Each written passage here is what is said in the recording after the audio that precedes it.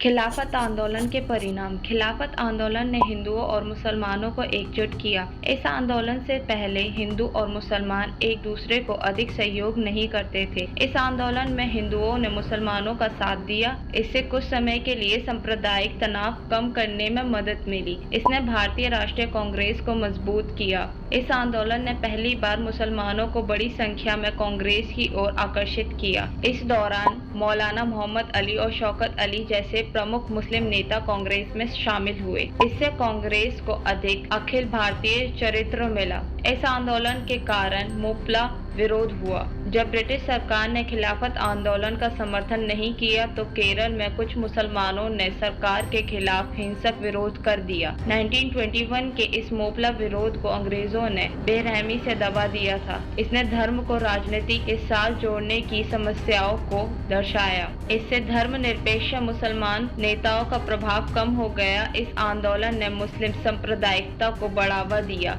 और कांग्रेस में धर्मनिरपेक्ष मुस्लिम नेताओं को किनारा कर दिया। मौलाना आजाद जैसे नेता जो हिंदू मुस्लिम एकता चाहते थे प्रभाव खो बैठे। इससे गांधी जी का मुस्लिम लीग से रिश्ता खत्म हो गया। गांधी जी ने खिलाफत नेताओं को मुस्लिम लीग के साथ एकजुट करने की पूरी कोशिश की लेकिन असफल रहे। इस आंदोलन के बाद लीग एक शक्तिशाली मुस्लिम संप्रदाय संगठन के रूप में उभरी, जिसका ध्यान मुसलमानों के लिए अलग निर्वाचन क्षेत्रों और रणभूमि पर केंद्रित था। इसी समय के साथ सांप्रदायिक तनाव बढ़ गया। जब खिलाफत आंदोलन विफल हो गया तो मुसलमानों ने कांग्रेस पर अविश्वास कर दिया और हिंदुओं ने आंदोलन की विफलता के लिए मुसलमानों को दोषी ठहराया। इससे समुदायों के बीच आपसी तनाव बढ़ गया। इस आंदोलन ने युवा मुसलमानों को कट्टरपंथी बना दिया। मोपला विरोध के क्रूर दमन और खिलाफत आंदोलन की विफलता के कारण कुछ मुस्लिम युवाओं में असहायता और पीड़ित होने की भावना पैदा हुई।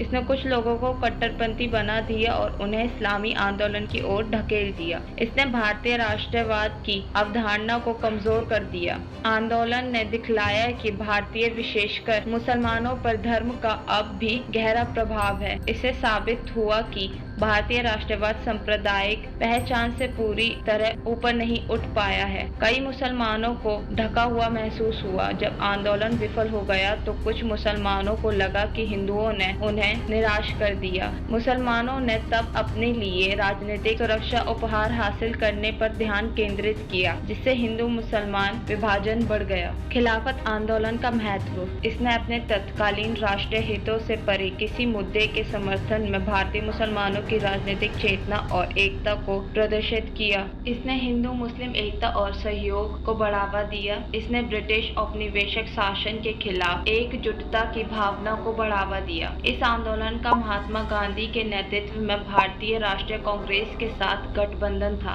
इसने स्वतंत्रता के संग्राम में विभिन्न धार्मिक और राजनीतिक समूह के अभिसरण को प्रदर्शित किया। खिलाफत आंदोलन के महत्वपूर्ण नेता। प्रथम विश्व युद्ध में तुर्की सुल्तान की हार के बाद 1919 में भारत में खिलाफत आंदोलन शुरू हुआ। इस आंदोलन का उद्देश्य इस्लामी खिलाफत की संस्था को बचाना और भारतीय मुसलमानों के धार्मिक अधिकारों की रक्षा करना था। कई पुरुष और महिलाओं नेताओं ने आंदोलन में महत्वपूर्ण भूमिका निभाई।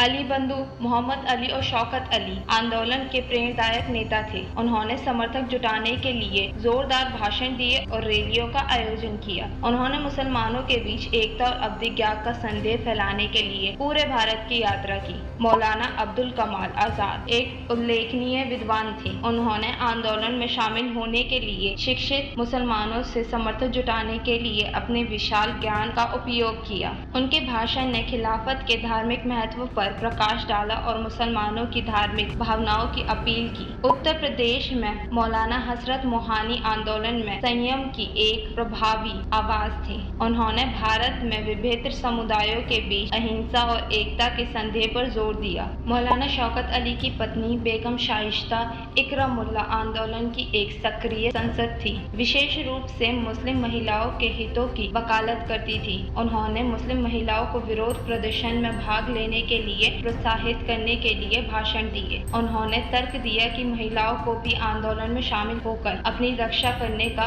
धार्मिक अधिकार प्राप्त है। लाहौर की एक प्रमुख गायिका और फिल्म अभिनेत्री नूरजहां अपने सांस्कृतिक प्रभाव के माध्यम से जागरूकता बढ़ाने के आंदोलन में शामिल हुई। उन्होंने जनता के बीच खिलाफत समर्थन और ब्रिटिश विरोध भावना पैदा करने के लिए देशभक्ति गीत बनाए। बिहार के एक विद्वान और शिक्षाविद अब्दुल बारी ने प्रदर्शन में भाग लेने के लिए मुस्लिम छात्र और शिक्षकों को संगठित करने के लिए अपनी सद्भावना का उपयोग किया। उन्होंने बिहार में बैठकें और विरोध मार्च आयोजन करने में भूमिका निभाई। पंजाब के ज़हूर अहमद ने खिलाफत प्रतिनिधि मंडल का नेतृत्व किया, जो 1921 में ब्रिटिश नेताओं से मिलने के लिए लंदन गया था। उन्होंने अपनी मांगों पर दबाव डालने के लिए ब्रिटिश अधिकारियों के साथ खिलाफत और भारतीय मुसलमानों के मामले में जोरदार बहस की। खिलाफत आंदोलन से जुड़े मुद्दे। ब्रिटिश सरकार खिलाफत आंदोलन की मांगों के प्रति अंतर्दायिक रही।